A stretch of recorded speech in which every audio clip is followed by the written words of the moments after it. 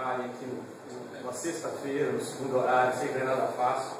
Também fui aluno aqui de Sistema de Informação na segunda turma de 2003, no segundo semestre de 2002. Acabei não terminando a faculdade, fui para Belo Horizonte, fui fazer outras coisas, mas é com muita alegria que eu volto a casa aqui. Vai ser uma alegria falar para vocês aí, falar um pouquinho de mim primeiro, de apresentação. Meu nome é Edgar, né? Hoje eu trabalho numa empresa chamada Valscar, de Belo Horizonte, né? E o meu foco aqui no meu trabalho é atender soluções corporativas, né?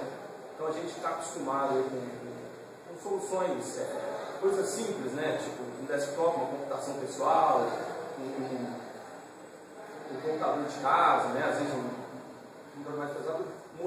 Trazer um pouquinho para vocês uma realidade que às vezes a gente não conhece, ou às vezes até por falta de oportunidade, mas a gente não tem nunca ouviu falar. Por exemplo, construção de data centers, né? Às vezes a gente pensa que não tem isso aqui tão próximo da gente, mas tem. Alguém trabalha aqui já nesse ramo de tecnologia, trabalha com informática, você não vale. Você trabalha onde? Você trabalha em empresa, você é prestador de serviço? De informática? Bacana. Né? Eu queria começar com vocês então, gente, contando a história da Dell, né? O Hélio já adiantou um pouquinho aí o que é a Dell, como começou a Dell, né? A Dell surgiu em 1984 através de um cara chamado Michael Dell, né? Um visionário aí, estudante universitário na U College, uma faculdade do Texas, lá nos Estados Unidos, né? Ele com 19 anos, quer dizer, quem faz sistema de informação ou uma faculdade ligada à informática, todo mundo fica pensando que a gente conhece tudo de computador, né? Traz aqueles orçamentos de lojas apresentando para a gente se a placa-mãe que está ali é boa, se a fonte que está ali é a que realmente a gente quer.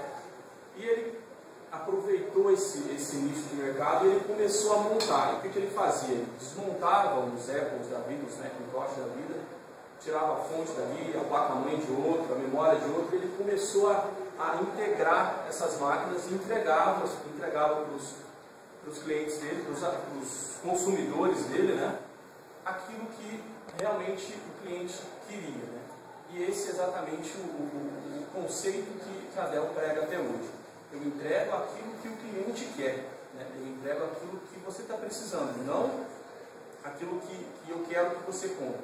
Se você quer um livro com 2 GB de memória, com 8 GB, com 16 GB, eu vou te entregar aquilo com 16 GB. Né? Ele com 19 anos então, ele teve essa ideia, ele começou a vender esses equipamentos. No segundo ano já dessas marcas, ele lançou uma marca dele chamada PCs Limited. Né? Então ele começou a vender, começou a divulgar essa marca, e já no segundo ano ele já tinha faturado 140 milhões de dólares. Né? Um cara com 21 anos de idade faturando 140 milhões de dólares já no segundo ano da sua empresa.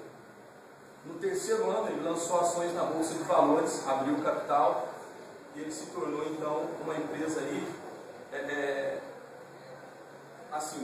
um faturamento gigantesco e lucros aproximados aí de 10 a 15 milhões de dólares por ano de lucro líquido, né? Lógico que ele largou a faculdade e foi vender computador, que era a vida dele, né? E o que a Dell virou hoje? A Dell hoje ela virou uma empresa mundialmente conhecida, com aproximadamente 80 mil funcionários no mundo todo, né? Aqui no Brasil ela está desde 1999, né? Possui aproximadamente 4 mil funcionários, né? Tanto diretos quanto indiretos, questão do call center, do atendimento, do suporte técnico, né? Quando ele fala que hoje é a maior empresa de tecnologia do mundo, ele não está mentindo não, né? Ele já, tirando a IBM aí, que está pau a pau, né, vamos dizer assim, mas é uma empresa que hoje ela faturou em 2011 61,5 bilhões de dólares, né? Desse capital, 9,5 bilhões, ou seja, quase 20% desse capital é todo investido de volta na empresa na busca por novas tecnologias, né? Ou seja, melhorar o produto, escutar aquilo que o consumidor está querendo, né? E investir novamente aquilo que ele escutou, ele devolver em melhorias para os clientes. Eu não sei como é que está a grade, na minha época era bem diferente a questão da grade escolar de hoje, mas vocês devem ter estudado aí em arquitetura de computadores, vocês são no primeiro período ainda, né? A questão de mainframes, da história da computação, como que surgiu. Vocês já tiveram essas aulas já? Né? Então a gente pega ali, né, anos 60, né, surgimento dos mainframes, né, bug do milênio, quem não lembra aí na virada, né, o barulho que as máquinas faziam, atrair muitos insetos, né, máquinas muito grandes. Até teve um cara que se dizia entendido, dizia que a evolução das máquinas era que elas ficassem cada vez maiores, não cada vez menores, né. Quem hoje não tem um smartphone, um tablet, né, manda e-mail de tudo que é campo, né, mobilidade, né, completamente fora daquilo que ele pregava anteriormente, que as máquinas cada vez elas seriam maiores, né, e saiu por uma evolução natural. Os mainframes, a microcomputação, ou seja, diminuir computadores, o tamanho dos computadores e aumentar o tamanho de processamento. 1990 foi o boom, que foi a era da computação pessoal, né? O computador ele deixou de ser um equipamento exclusivo para uso profissional de empresa e começou a ser voltado para o uso pessoal, né? Aquela velha história, quando a gente começa nessa transição de 90 para os anos 2000, onde quem tinha computador em casa era só uma determinada fatia da sociedade, ninguém tinha. Quem não se lembra aí, quem é mais velhinho aí, dos 386 da vida, 286, né? Estou vendo alguns rindo aí, mas tinha uma capa da PC Info aí no ano de... Você deve lembrar, 1900, Guaraná de rolha, 486, a Ferrari dos micros, né? Então você já imagina isso aí, né? Como é que... Mas naquela época era, né? A gente tinha aí 66 MHz de processamento, com 200 e quanto?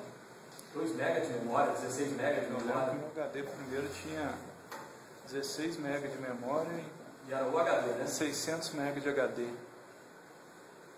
Depois você instala o Windows 7, você gasta aqui 8 GB só no HD, né? Então essa transição aqui da era 1990 para os anos 2000 começou a fazer com que o computador ele parasse de se tornar, deixasse de ser um item extremamente corporativo, e ele começou também a fazer parte do nosso dia a dia, né? Hoje é difícil alguém não ter um computador em casa, que se não tiver 2, 3 ou até mais computadores em casa, né? A gente está caminhando cada vez mais para uma era que seria a era virtual, né? Alguém já ouviu falar em termo computação nas nuvens, cloud computing, né? Um grande exemplo disso que a gente dá, de algumas pessoas que falam assim na cabeça aí, é o Google Docs. O próprio Google Docs é um grande exemplo aí de computação virtual. Quer dizer, os dados eles se tornaram tão grandes, né, que ao mesmo tempo grandes, mas tão fácil de se acessar, que se publica isso em grandes servidores, em grandes data centers, né? Então a gente está partindo aí hoje para essa área. Mais para frente eu vou acabar falando um pouquinho sobre essa questão da computação pessoal, mas assim como, só voltando um pouquinho aqui, nessa evolução e levando em consideração que cada vez mais o ciclo de vida também do equipamento diminui, a gente volta um pouco na questão lá da computação da empresa, né? Cada vez mais o volume de dados aumenta, né? Como a gente estava falando, tinha um computador com HD de 600 MB. Hoje, quem não tem um pendrive aí de 4 GB, 8 GB, 16 GB, né? Você paga por R$50 no pendrive, né? Coisa muito barata. Então a demanda cada vez continua, ela cresce cada vez mais, e aí a gente esbarra numa questão cada vez mais prática. Prática não, né? Vamos dizer assim. Eu preciso investir em tecnologia, só que as margens das empresas cada vez estão menores, né? Ou seja, eu tenho duas condições aí bem distantes, ou seja, eu preciso investir, mas eu não tenho dinheiro para isso, né? E eu acabo tendo que investir em manutenção, né? Investir naquilo que eu tenho. Aí a pergunta, será que isso é o vantajoso? Será que é mais fácil, vou dar um exemplo, é mais fácil você gastar num carro velho ou comprar um carro novo que não vai te dar manutenção? A gente tem que, as horas dos gestores de TI aí, tem que pensar e pesar esses prós, esses contras e saber, é mais fácil eu comprar um novo e ter aquele custo do investimento inicial, ou eu dar manutenção naquilo que eu já tenho, mas ao mesmo tempo despender funcionário para aquilo, né? Desculpa o seu nome? Aleph. Como? Aleph. Tudo bem, não quero tirar sua empresa, não, pelo amor de Deus, viu? Mas, por exemplo, eu sempre costumo falar para os gestores o seguinte, né? O seu salário, o que você ganha, é muito caro para que você fique debaixo de um equipamento, ou atrás de uma máquina, trocando módulo de memória, né? Vendo se o cooler está rodando ou não, né? Eu penso que a gestão da tecnologia ela tem que ser como um todo. Antigamente a gente usava o termo, né, CPD. Quem é desse termo? Tudo bem que está todo mundo novinho aqui, né? Você lembra do CPD? Você viu, né? A gente usa uma gíria que é o seguinte: CPD é Centro de Processamento de Débitos. Não é processamento de dados, é processamento de débitos, né? Porque ela vem o cara, né? Até tem uma... Está mais para frente aqui. Quem mexe mais com TI chega no chefe e fala assim: ó, preciso comprar um computador ou um servidor para tal área. E o cara logo grita, né? Pô, mas eu vou gastar dinheiro de novo com isso. Bem, o ano passado eu comprei um servidor, isso já não está servindo mais, né? Quer dizer, mas aí eu entro numa pergunta: para um servidor desse aí.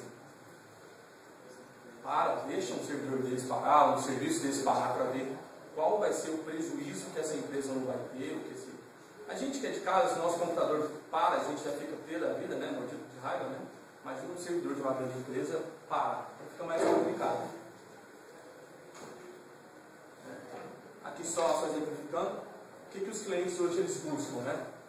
Hoje eu não uso mais o computador. O computador, na verdade, já virou quase que um eletrodoméstico para todo mundo, né?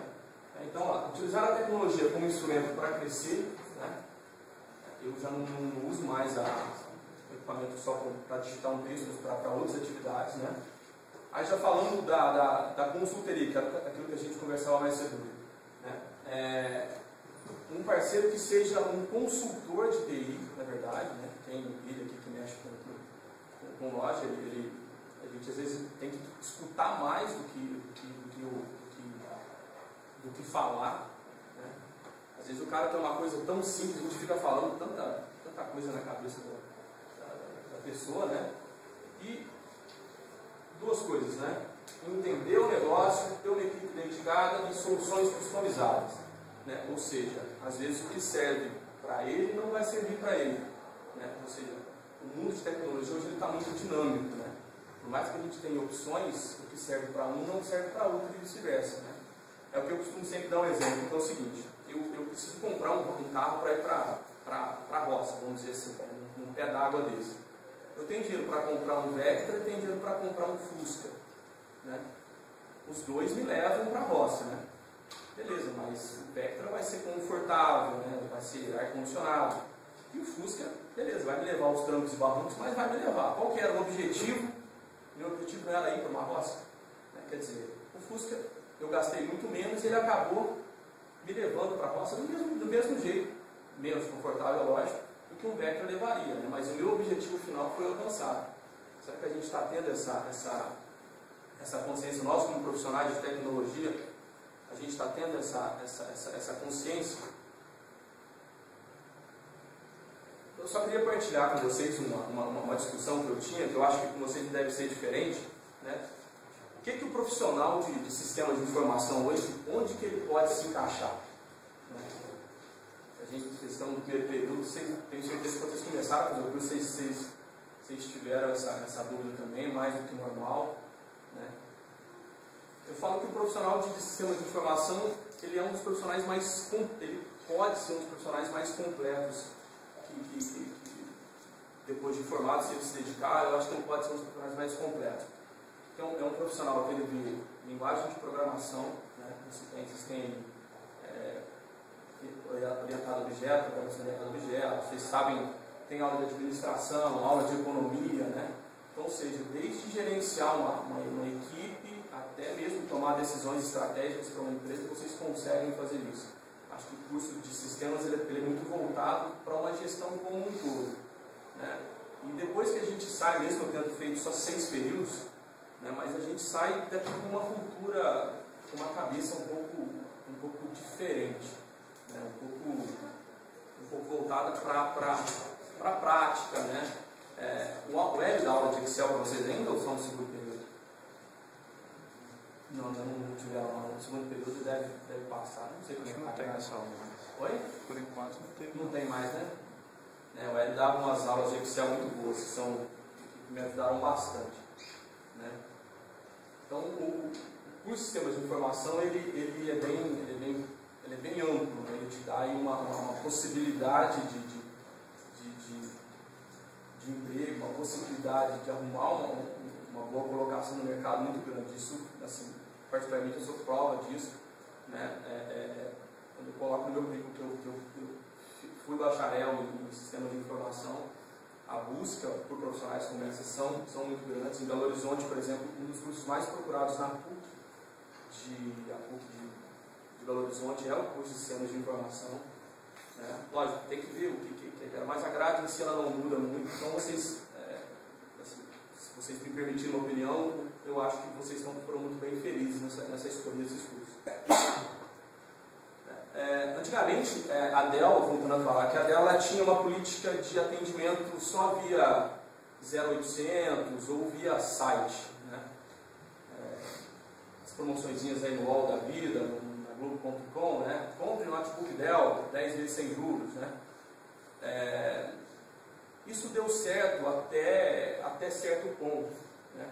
Mas que a Dell ela começou a perceber que ela estava tendo muito problema com clientes que não conseguiam entrar em contato, né? Ou, de novo, executando o modelo aqui, eles viam muito empecilho para solicitar aquilo que queria, era muita pergunta, se sentiam constrangidos. Então a Dell ela mudou um pouco essa questão esse modelo de atendimento dela.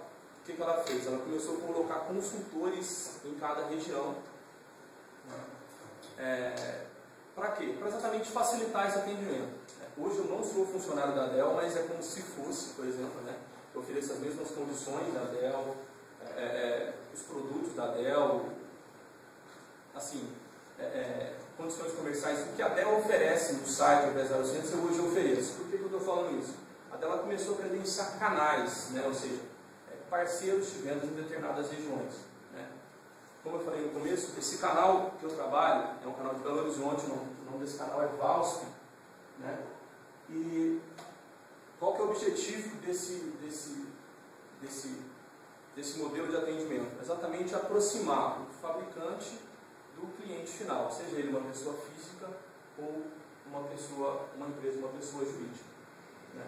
Então, se alguém depois tiver interesse, lógico, né, de conhecer um pouco mais, tem meu e-mail no final, eu tenho materiais de construção de data center. A nossa empresa em Belo Horizonte ela tem um data center com gerador de energia, com sistema de refrigeração, com ar-condicionado de precisão, sistema de incêndio. Então isso aí depois a gente pode trocar informações, eu posso mandar materiais para vocês, né, sobre processadores, né, que está no mercado, que está não, grandes fabricantes, a disputa eterna aí de AMD versus Intel. Então eu posso mandar esse material para vocês e a gente pode trocar alguns e-mails, tá? Só falando um pouquinho da empresa aqui, né? A matriz da empresa é em Belo Horizonte, tá?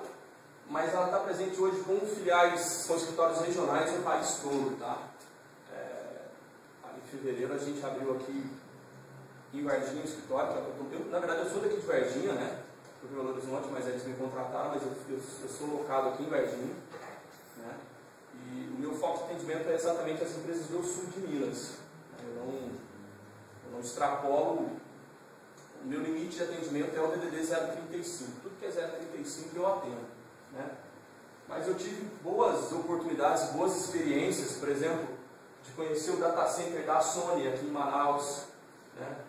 De participar, de montar o data center da Coca-Cola em Cuiabá, no Mato Grosso, né? Montar o data center da ANEEL, Agência Nacional de Energia Elétrica, em Brasília, de montar o data center da Agência Nacional de Transportes Terrestres também em Brasília, né?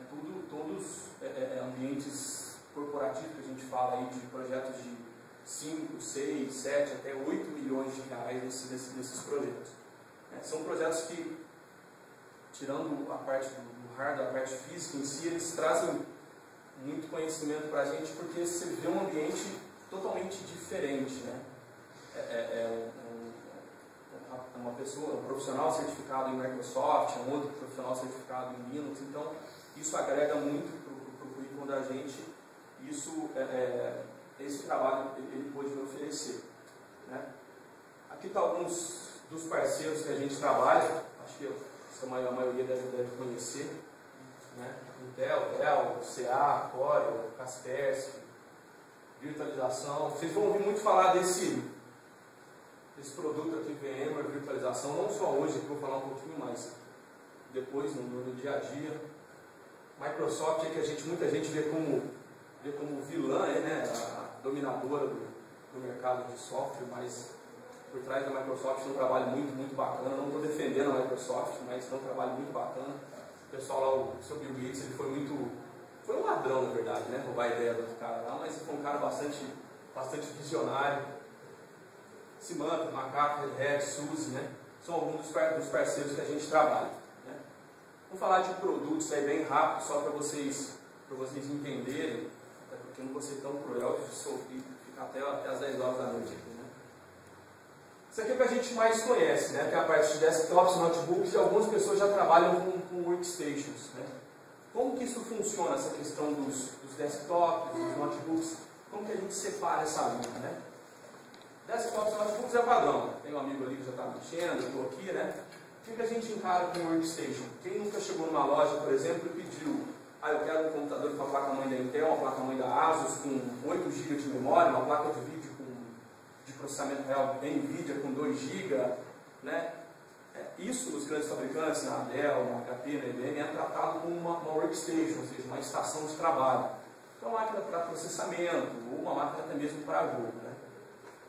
Onde que a gente vê muito isso, né?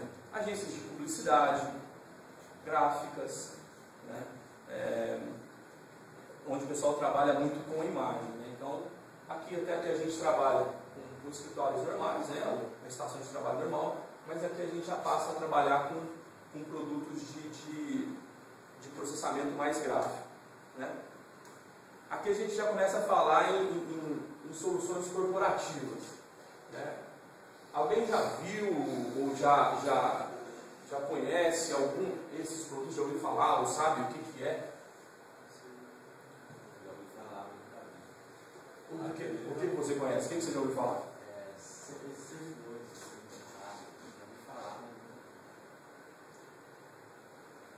Por que eu tenho que colocar, por que não é recomendado eu colocar, por exemplo, na minha empresa, a minha aplicação num computador convencional e o correto é colocar num servidor? Alguém sabe me explicar o porquê disso? Por que o correto é colocar a minha aplicação, ou seja, o meu sistema rodando num servidor e não num computador convencional, num desktop, por exemplo? Centralização de dados, né, e processamento, uma máquina melhor. Acesso fácil também, que ele vai atender. Mas não merece uma canetinha. É isso mesmo, gente. A gente trabalha com a questão do processamento unificado, né? Um servidor é uma máquina voltada para isso, né? É uma máquina que ela funciona 24 horas por dia, 7 dias por semana, 365 dias por ano. Ela simplesmente não para. Uma máquina que ela é projetada para ligar e só desligar daqui 5, 6 anos ou numa manutenção programada. Eu não desligo. O Rodrigo está aqui, ele trabalha com isso praticamente o dia inteiro, ele pode falar até melhor. Teve um servidor da Dell que ele ficou ligado 1.650 dias, só desligou porque foi mudar de data center. Exatamente. É uma máquina que ela é projetada para não parar. Isso é um servidor, é aquele que serve, né?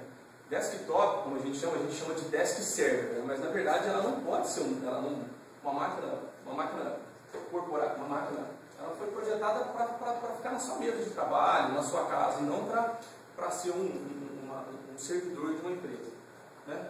Eu tenho ele tanto em modelos de torre, né, que a gente chama o gabinete convencional, quanto em modelos de rack. A diferença nada mais é do que o espaço que ela ocupa dentro desse armário, que a gente chama de rack. Né? Hoje em dia a gente já tem, assim como a gente tinha aquela evolução dos servidores, né? Mainframe, computação pessoal, mini computação, eu já tenho a evolução natural dele, que seria hoje a questão de Blade. Alguém já ouviu falar Blade? Conceito de servidores Blade? Valendo uma canetinha aqui? Não? Então depois a gente faz sorteio da caneta. Blade é o quê? É uma lâmina, né? É uma lâmina. Na verdade, o que é o conceito de Blade? O conceito de Blade é: eu tenho uma única central de energia, eu tenho uma central de refrigeração, e eu separo simplesmente o que? Processamento, memória e disco. Né? Então, cada servidor, ele vira uma lâmina. Né? Então, um pedacinho assim, 50, 60 centímetros, né? Eu posso colocar, por exemplo, 4 processadores de 12 núcleos cada um, né? Tendo 48 núcleos de processamento, 192 GB de memória num processador, disco com rotações aí de 15.000 RPMs ou até 4, ou até em fibra ótica, por exemplo. Né? Isso tudo numa lâmina que a gente chama de uma lâmina de Blade. Não muito satisfeito, em cada espacinho desse eu consigo colocar um servidor. A gente aqui está pequena a imagem, mas eu posso colocar até 16 servidores no mesmo gabinete. Isso chama-se enclosure. Né? Aí vem uma outra aplicação para isso. Quem que usa isso? Empresas de telecom, por exemplo, uma Oi da vida, uma telefônica, né? Porque precisa de muito processamento. Aí eu junto o quê? Eu faço um cluster. Alguém sabe o que é cluster?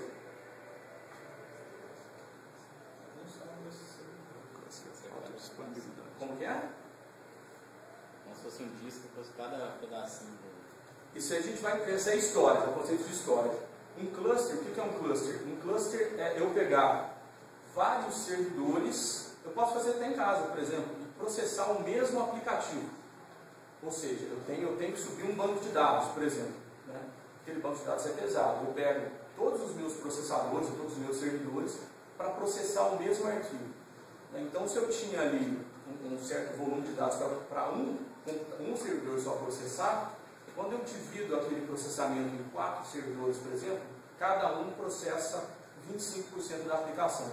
Ou seja, a operação ela fica 4 vezes mais rápida. Isso é um cluster. É eu dividir aquela aplicação que eu tenho. Por exemplo, se vocês pegarem, sei lá, eu não sei se dá para fazer isso no Counter-Strike, por exemplo, aquele joguinho que a gente joga em rede, né? Mas dependendo do servidor, se vocês colocarem mais computadores processando o mesmo jogo, vocês vão montar um cluster. Né? Aqui eu tenho o conceito de storage. A storage, sim. Storage eu pego um grande volume de discos, né? Assim como o servidor, eu centralizo, né? Eu não tenho mais um único volume de dados, eu coloco tudo num único local, né? Para que seja uma única fonte de gerenciamento de dados. Né? Eu sempre falo que eu não consegui conhecer o storage da Oi, antiga Telemar. Né? Mas eu tenho um amigo que trabalha lá, ele fala que o volume de dados do data center, do storage da Telemar, é de aproximadamente 350 petabytes. Né? Então, é muita coisa, né? É muito dado. Então a gente tem que partir aí para 1.000 GB, a gente está falando de 1 tera, né? 1.000 terabytes, a gente está falando de 1 petabytes, imagina quase 400 petabytes. Gente, é muito disso, é muita coisa. Depois a gente vê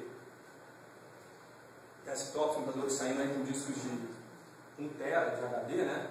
Imagina 400.000 discos de 1 tera, um único volume. Esse é o tamanho do volume, para vocês terem ideia do tamanho do volume de dados.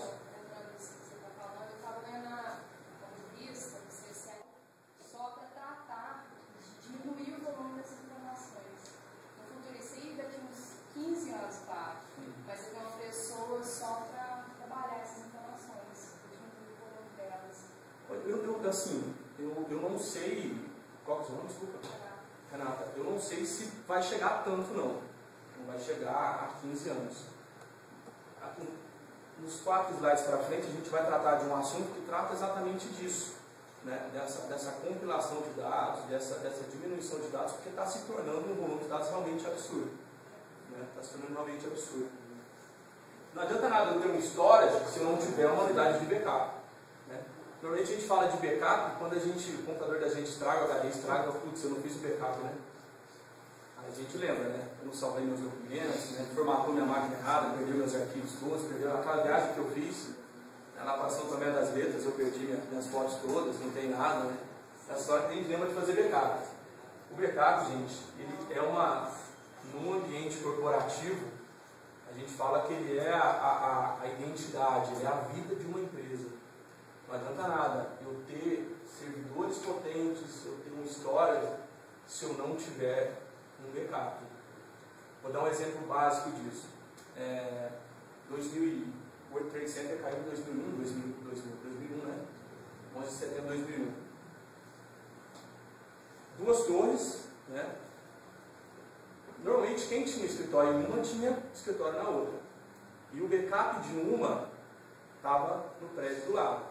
Né? Segundo as normas de segurança, segundo as normas de backup de data center, um ambiente, um backup, um sistema seguro de backup, ele tem que estar a no mínimo 50 km de distância, num raio de 50 km. Por que 50 km? Se cai uma bomba atômica aqui, aquela bolha que se forma do gás da bomba atômica, ela chega a expandir a 50 km. Ou seja, então, se cai uma bomba atômica aqui, se tiver 50 km, eu me salvo. Mas quem que imaginaria que cairia os 2 prédios? Muita empresa ali quebrou. Muita empresa quebrou. Porque todos os dados da empresa estavam ali. O histórico dela todo estava espelhado no outro prédio. É o que eu sempre falo, né? Às vezes você está numa... Quem já foi à Caixa Econômica Federal, por exemplo, tirar fundos de garantia, por exemplo, e deu que o sistema estava fora do ar, vocês não conseguiram fazer nada. Agora imagina se trava um servidor lá, o cara que era responsável pelo backup não fez o backup desse cara e os seus dados sumiram. É uma dor de cabeça gigantesca, né? Dá processo, dá complicação, dá tudo. Né? Então a gente, às vezes o backup está aqui meio que largadinho aqui por último, mas ele é uma das coisas mais vitais que tem numa empresa hoje, é o backup. Quase ninguém lembra dele. Né? Eu até posso passar a palavra para o Rodrigo falar de data center agora, né? Mas a nossa empresa ela tem um serviço de data center, não é seu concorrente, a gente não está aqui no segmento. Mas os meus servidores ficam data center lá em São Paulo. Tem cliente no Brasil inteiro. Cliente tem para todo mundo. Né? A gente tem um data center próprio nosso, né? O data center ele é feito de acordo com as normas eu não sei falar os termos corretos, mas as normas de segurança, porta de aço, homologada pelo Exército Brasileiro, né? Sistema de biometria, tanto de fingerprint quanto facial, reconhecimento facial, né? Piso elevado, sistema de reconhecimento que soltam, ele solta um infravermelho, ele mede as partículas do ar para saber, para controlar a temperatura, se está alta demais, se está baixa demais, controle da velocidade de refrigeração, até mesmo dos coolers dos servidores, né? Então tudo isso a gente tem, né? E o data center ele se divide em 3 categorias, né? O hosting, que é aquele que você hospeda só as suas aplicações nos servidores, né? O colocation, que é onde, por exemplo, você tem um servidor, mas você não quer administrar aquele servidor. Você coloca o servidor na minha infraestrutura e eu cuido dele para você. Né?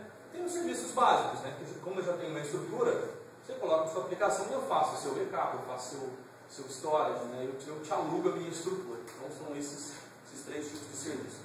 Calma que já está acabando, viu, gente? Além disso, a gente tem uma equipe especializada com departamento de engenharia, né? Com profissionais capacitados que também constroem um data center. Tá? Constrói.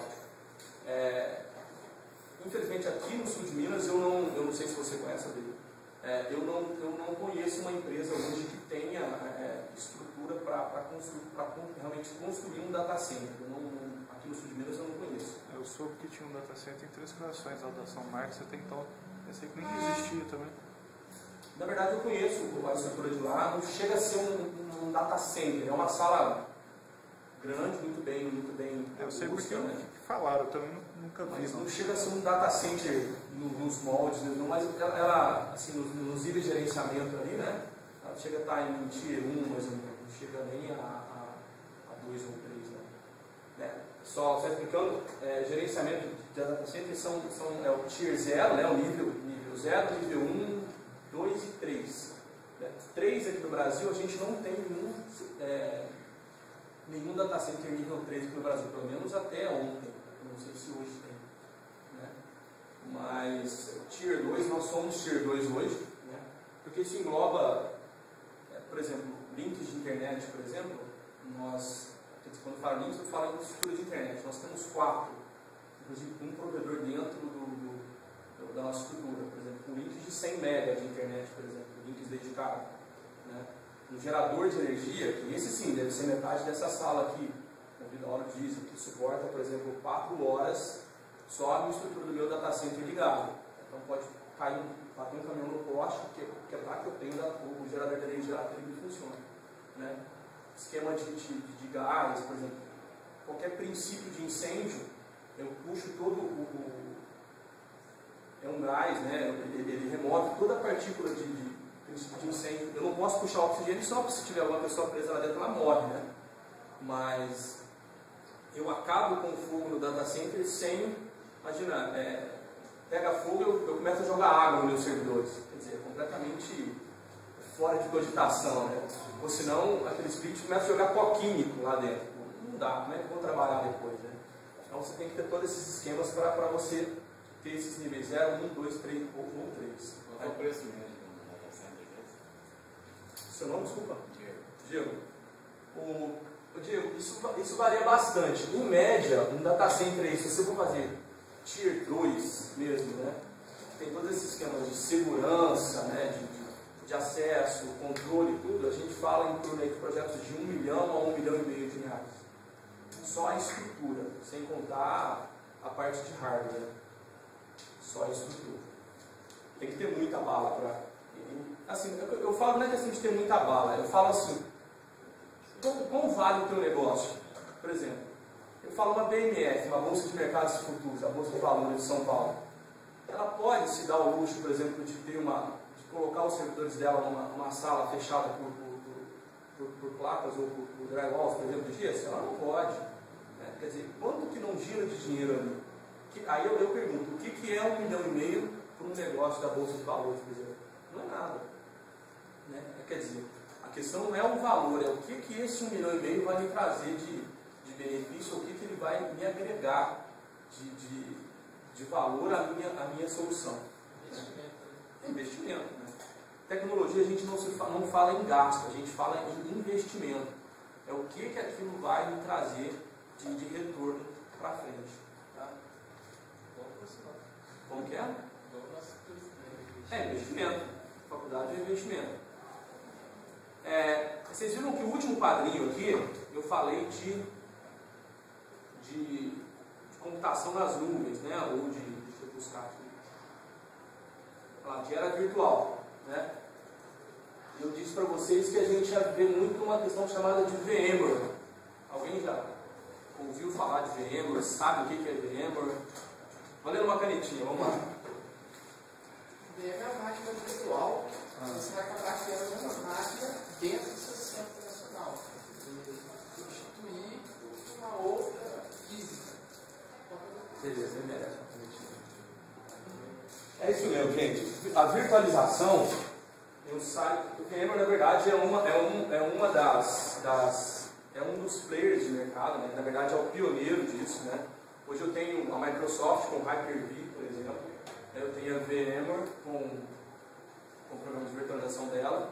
Tenho a Zen, né? Alguns falam Xen, outros falam Zen. Na verdade, dizem que o X em inglês pronuncia-se com som de Z, né?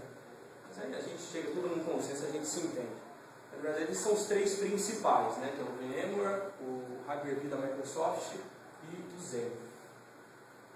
Qual que é o conceito básico? Né? Aqui a gente tem aí a TI vista por dentro, né? Que é o quê? Eu tenho as minhas aplicações, né? Ali, banco de dados Oracle, aplicação de SAP, Java, né? As minhas proteções, né? Meus firewalls, antivírus, banco de dados, né? E aqui eu tenho a minha infraestrutura, storage, servidores, desktops, né? Isso é o que a gente vê. Mas por trás tem um monte de coisinha funcionando lá, né? Manda dados para cá, switch, conexão, se está funcionando, se não está, se para. Então, por trás tem todo um mecanismo complicado de se gerir, né? Para a gente é muito fácil, porque a gente simplesmente está operando. A gente meteu o dedão lá na nossa máquina, ligou, não funcionou, você grita para o cara de TI, se vira para ele arrumar a máquina, né? Mas por trás tem toda essa estrutura, né? Aí a gente entra num outro conceito, né? Que é aquilo que a gente estava falando, a questão de investimento, né? O cara de TI, ele grita, né? Ele precisa de um servidor mais rápido, né? Ou que a aplicação não pode parar, né? Que a demanda aumentou muito e eu preciso de um tempo de resposta. A gente pode dar um grande exemplo disso, por exemplo, o call center, né? A gente liga lá no call center e o cara fala assim, deixa eu verificar seus dados. Bom, quem está do outro lado da linha quer que a pessoa resolva o mais rápido possível, né? Imagina se na outra ponta do atendente tem um servidor lento, tem um servidor que não atende as expectativas, ele vai falar para o cliente, aguarda aí 5 minutinhos que eu vou processar a sua aplicação aqui. Ele vai escutar um baita de um palavrão, se o cara não entrar dentro. Se ele falasse isso, ele ia ficar contente. Ele fala, o sistema caiu, liga depois. Liga depois, né? Quem nunca passou por isso, né? Então, por outro lado, eu tenho o quê? Eu tenho do outro lado quem? Os gestores, né? Os caras que dão dinheiro, né? Por que você foi mexendo nesse servidor? Ou a pergunta básica, quanto custa, né? Mas esse servidor ainda está sendo usado, né? Então é um dilema interno aí. Tomara que daqui para frente vocês olhem que seja com outros olhos. Essa aqui é uma pesquisa, eu não vou saber qual que foi o instituto que fez essa pesquisa, mas ele publicou o seguinte, né? 42% do dinheiro hoje de uma empresa ele é gasto com manutenção da infraestrutura. Ou seja, corrigir ou consertar tudo que eu tenho, né? Ao contrário, somente 5% é gasto em novas tecnologias ou em novas coisas. Isso é uma discrepância muito grande, né? Ou 30% é feito em manutenção da aplicação. Quando eu falo em aplicação, vocês estão compreendendo que é o meu banco de dados, às vezes é o meu sistema operacional, que eu tenho a minha aplicação rodando ali, né? Ou seja, 30% do meu volume eu gasto com manutenção, aqui está até bem equilibrado, e 23% em novas aplicações. Ou seja, 75% do meu dinheiro eu gasto só para manter funcionando, né? E só 30% do budget vai realmente para investimentos. O que a gente tem a visão tradicional da tecnologia hoje, né? Eu tenho aqui meu servidor de Exchange, meu servidor de e-mail, meu servidor de impressão, a minha VPN e meu sistema de relacionamento, meu CRM, né? Cada um com o seu servidor, né? Qual que é o conceito de virtualização? Eu pego o meu pool, ou seja, eu pego o meu volume de processamento, eu pego o meu volume de memória, eu pego o meu volume de storage, eu pego até mesmo o meu pool de redes e faço o quê? Eu faço uma máquina virtual, eu crio um volume só, um volume único de processamento, que é o que Renato, que é o que o Renato falou, né? Qual que é o conceito disso?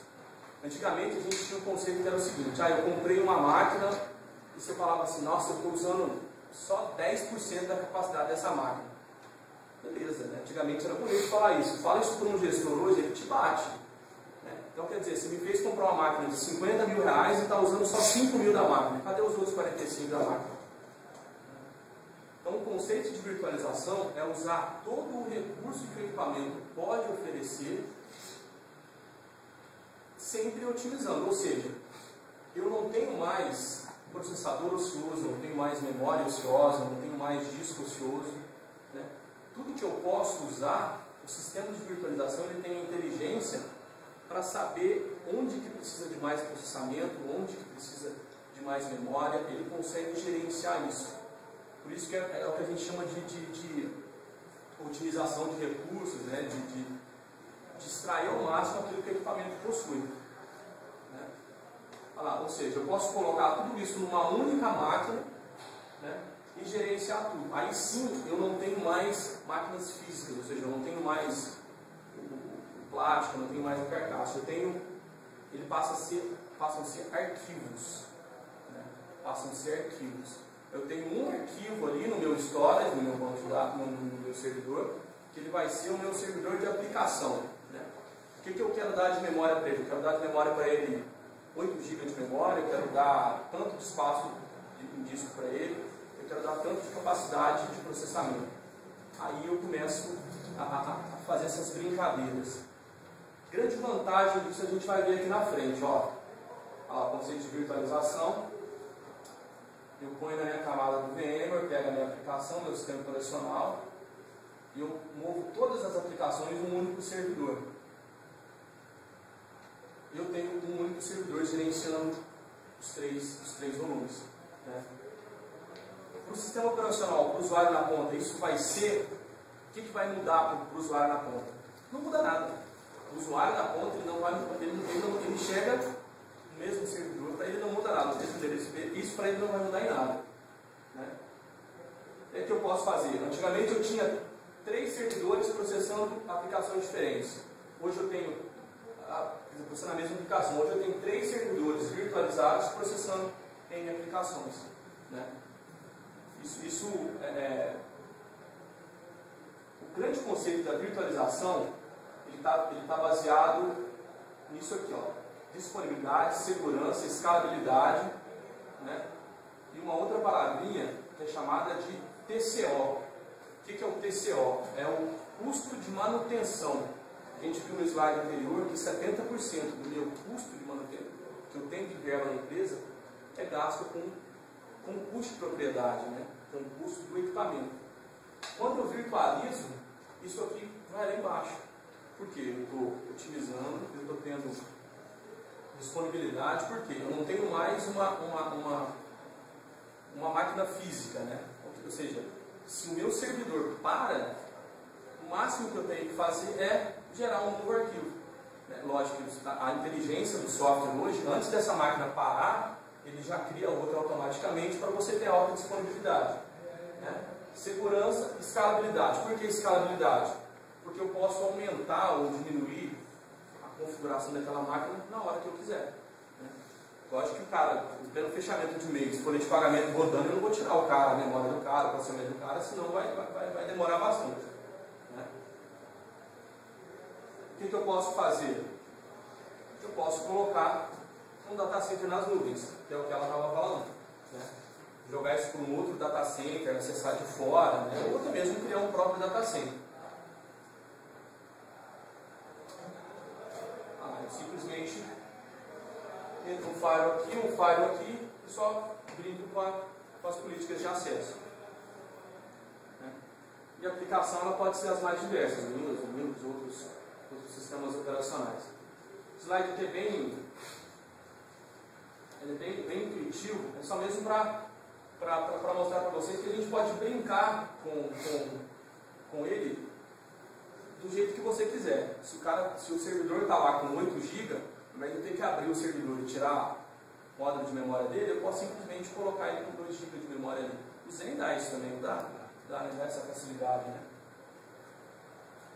Só para vocês terem uma ideia de como que é fácil e virou pool, ele acaba virando, dependendo do conceito, ele acaba virando um cluster, que é aquele volume de processamento.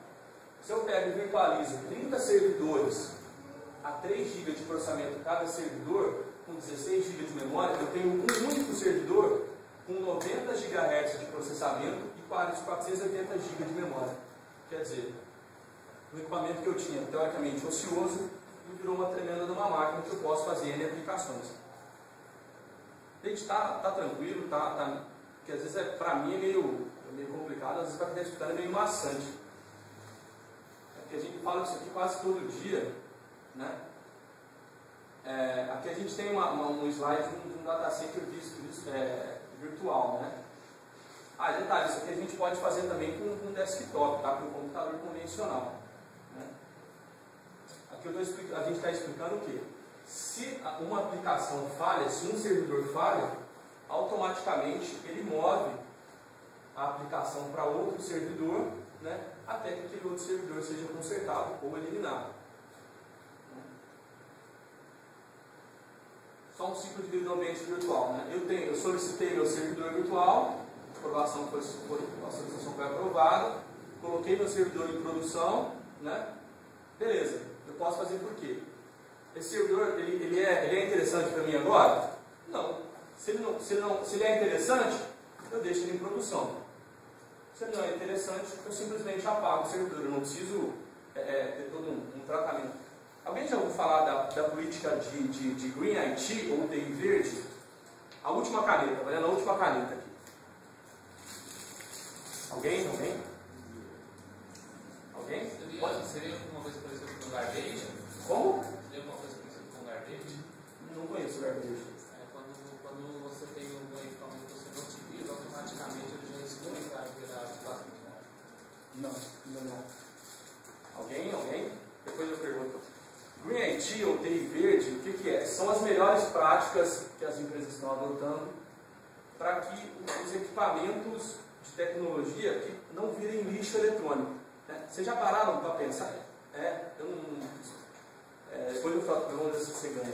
Alguém já parou para pensar, por exemplo, para onde que vão essas lâmpadas fluorescentes depois que elas queimam? Né? Ou os monitores que a gente, de CRT, os YouTube grandes, até mesmo a bateria do seu celular antigo, né? Os computadores aqui. Alguém já parou para pensar para onde que vai aquilo? Um amigo meu uma vez me disse que isso tudo vai para a China, eles trituram e vira brinquedinho que a gente compra no Paraguai depois. Isso é a TI verde, né? Ou seja, você, quando eu começo a virtualizar, ou seja, eu estou eliminando equipamentos, né? E estou otimizando o recurso do equipamento que eu já tenho, né? Ou seja, até mesmo são conceitos interessantes, né? Porque ao mesmo tempo que a gente incentiva a busca por novas tecnologias, a gente fala que não é para que eu tenho que buscar não usar, fazer tanto lixo eletrônico, né? Mas no ambiente do conceito da virtualização, da computação em nuvem, né? É que entra esse conceito. Coloquei cinco razões aqui para a gente virtualizar, né? São coisas bem simples aqui, né? Obter mais de seus recursos existentes, reduzir os custos de data center, diminuindo a estrutura, a infraestrutura física, aumentar a disponibilidade do hardware da aplicação. Agora olhando na caneta, hardware e software, alguém sabe explicar? Hardware e software? Hardware é a parte física do computador, software é a parte lógica. Um conceito que ninguém vai esquecer: hardware é o que você chuta, software é o que você xinga. Obter flexibilidade operacional, aprimorar a capacidade de gerenciamento de desktop e a segurança. Né? Ou seja, são 5 razões aí que em breve vocês, futuros gestores de tecnologia, vocês vão lembrar que numa sexta-feira, quase 10 horas da noite, alguém estava falando isso para vocês. Né? Gente, junto vocês faltam 3 slides só. Outro grande conceito da virtualização é o que? É o meu custo de gerenciamento. Só para vocês terem uma ideia, isso aqui é uma conta básica, né, que a gente fica pensando que gerenciar a TI é simplesmente gerenciar servidor, ver se está funcionando ou não. Aqui foi feita uma conta de 4 servidores ligados durante 1 ano. Tá? Levando em consideração que cada servidor tem uma fonte de 600 watts, ele em 30 dias de uso, 24 horas por dia, ele consome 432 kW por mês. Um servidor ligado. Né? Levando em consideração que o custo do quilowatt-hora é de 35 centavos, né? Como que vocês veem isso? Na sua conta de luz tem lá quanto vocês pagam o quilowatt-hora. É o dobro aqui. 60. Não, isso aqui é para residencial é 60, para o industrial é mais barato, 35, 42. Em São Paulo é mais barato. Em São Paulo é isso. No final de um mês, eu gasto só para aquele servidor, R$ 151,20 para manter aquele servidor ligado. Imagina uma empresa que tem 50, 100 servidores. Né? Normalmente, a vida útil do servidor é de 3 anos. Né? Ou seja, no final de 3 anos, só com energia elétrica, eu paguei R$ 21.700 só para manter os 4 servidores ligados. Isso aqui é tecnologia verde, é Green IT, é política de redução de consumo de energia elétrica. Aqui eu estou levando em conta somente ele ligado na tomada. Eu não estou levando em consideração ar-condicionado, né, que precisa manter, né, às vezes dependendo do tipo de luz ou do sistema de incêndio. Eu não estou levando em consideração nada disso, estou levando em consideração ele ligado. Podia levar em consideração o quê? Por exemplo, é muito comum os servidores, por exemplo, terem 2 fontes. Né? Então você multiplica isso aqui por 2. Então é o nosso PCO de novo aí.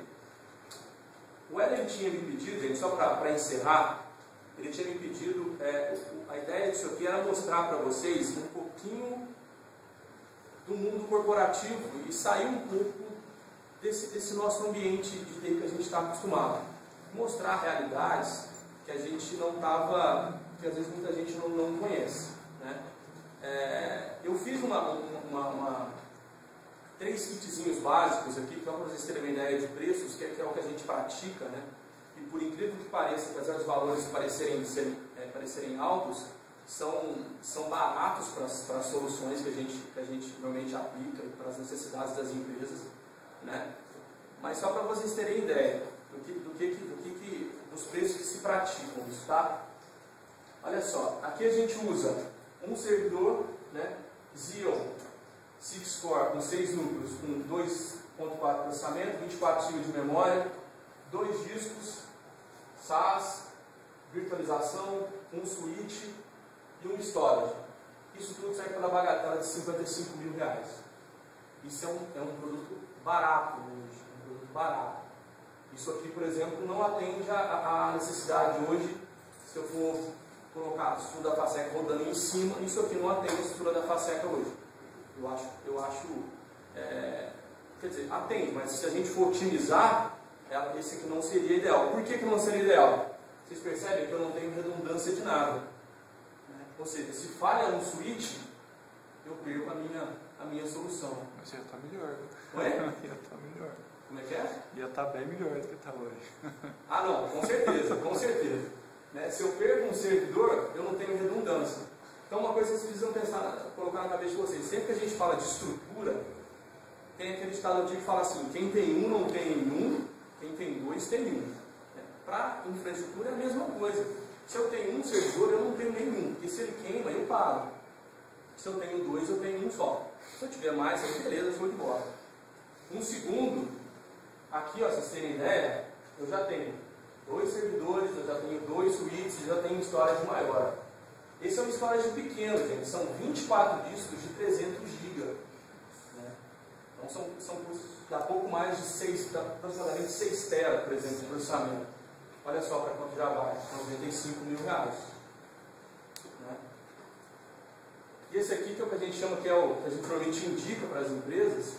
Eu já tenho 2 servidores com 28 GB de memória, 2 discos maiores.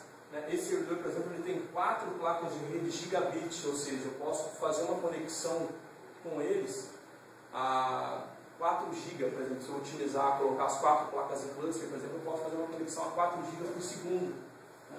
Switches redundantes, storage já maior, serviço de virtualização. Essa brincadeirinha sai por R$140.000. Né?